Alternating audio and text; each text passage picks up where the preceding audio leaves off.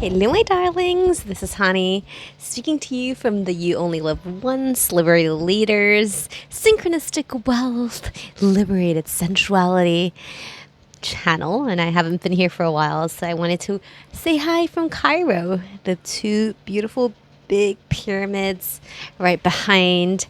And today we're going to be talking about the concept of infinity and the idea and embodiment of 10 different ways to connect to infinity and what that actually means. And so, one of the things that we've been practicing a lot in our group is about alignment. The year and this theme for this year, and for every year really, is being 100% aligned. You know, you can be. And what does that actually mean? We'll go into that into a bit of detail, and then share a couple of ideas around infinity. We may reach 10, we may not. We'll see.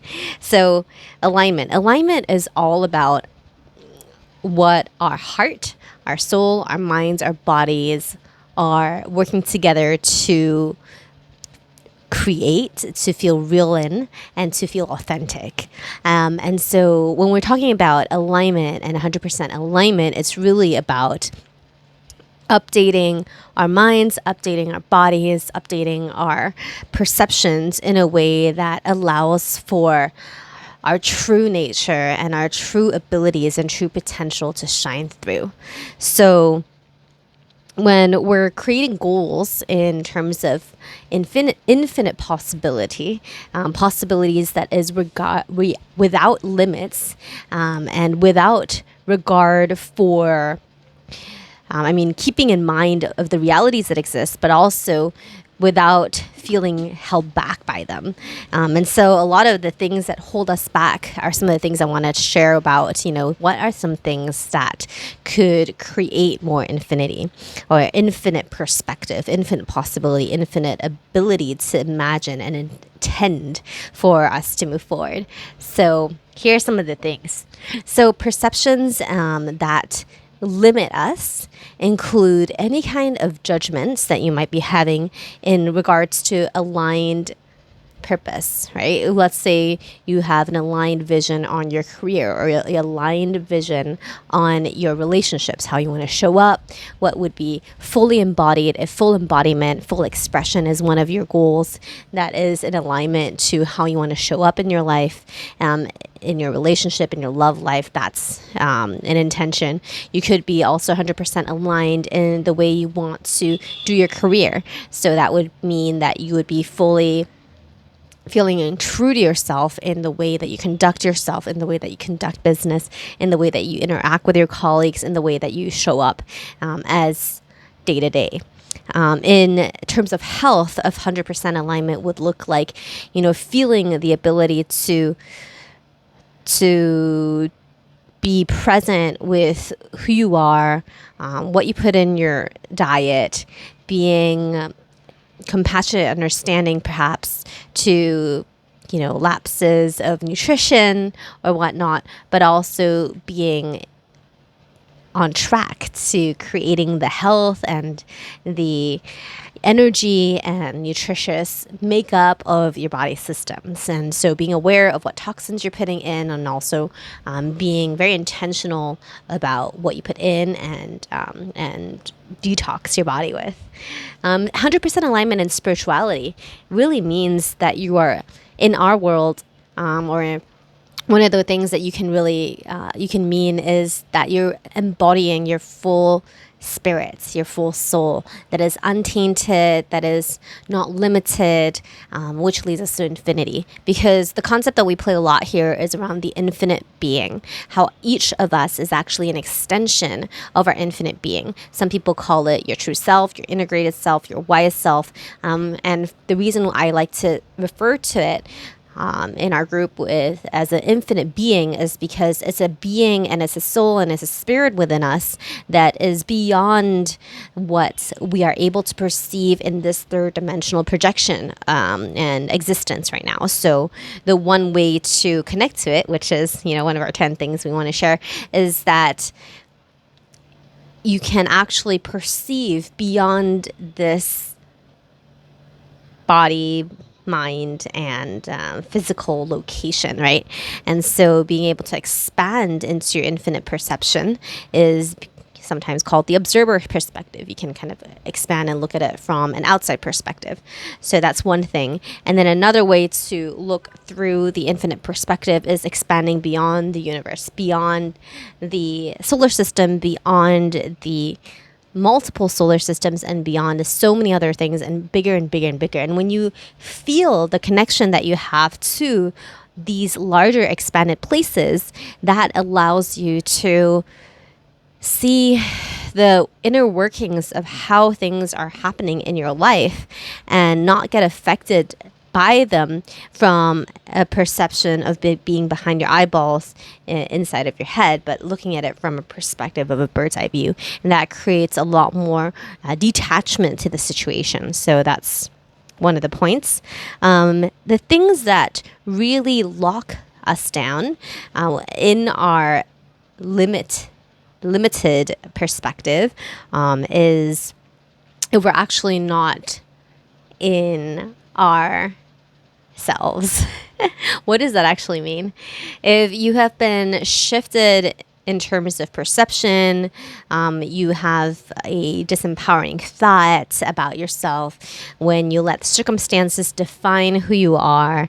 And these can come from some decisions that you've maybe made in the past, or some judgments that you've made on yourself or others that may be limiting you, or some conclusions that have been created, or expectations of others, or even of yourself that you're creating that may feel pressure, or there's resistance, or a type of like beyond a feeling of when you're putting significance on something that is beyond what it actually is. These are all places in which you might feel thrown off, or a shift in the ability to perceive more.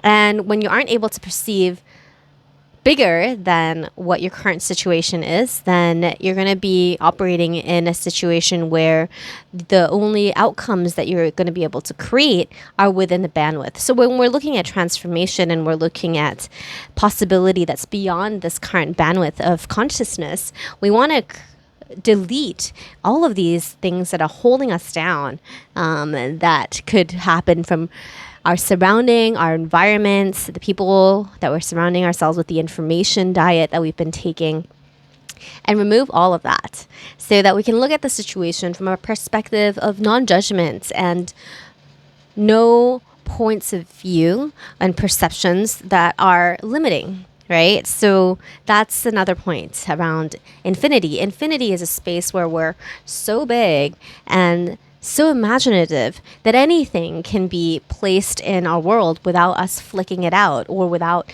a filtration system that locks it down.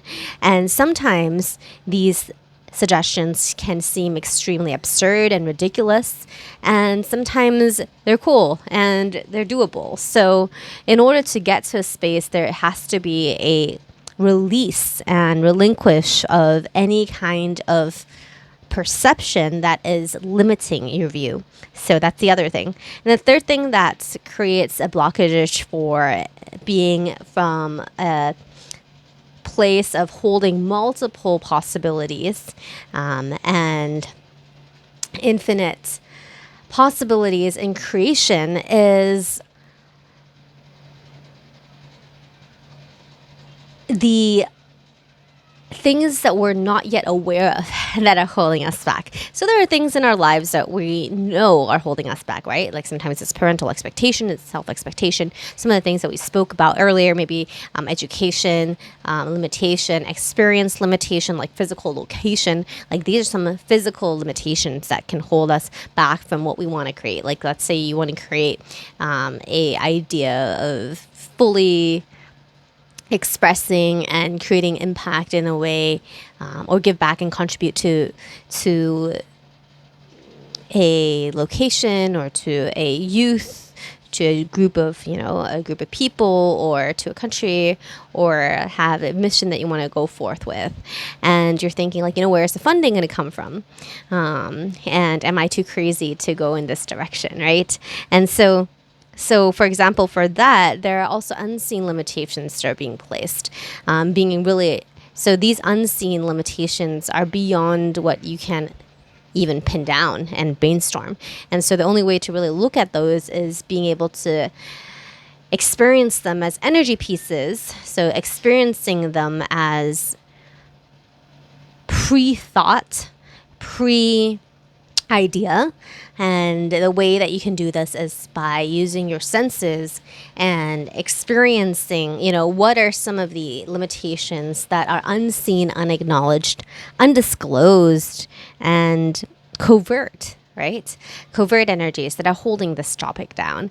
And this could be blocking some other ideas and possibilities from arising, or simply change the way you're asking questions. So, for example, one of my clients lately has been saying that he's been wanting to promote this youth program, in addition to a very successful company that he's running, that is more of a volunteer position. And in an economy where everyone is cutting costs and cutting funding, he's feeling discouraged around starting this initiative. And so the limitation there is the voices that are saying, who would want to do this, and in a way that is putting him down. So the limitation is not so much the question itself, but it is the tone and the condemnation and the cutting voices of judgment and put down and belittlement and dismissiveness that this tone of these inner voices are coming at you. And so when we look at that, we can remove that type of tone and can look at the question from a perspective, like an infinite way of looking at it would be, you know what? Who else is interested in this project? What is the mission of it? Not being tied down to the exact way that it needs to come through, but maybe in a way that creates more collaboration, creates more community buy-in.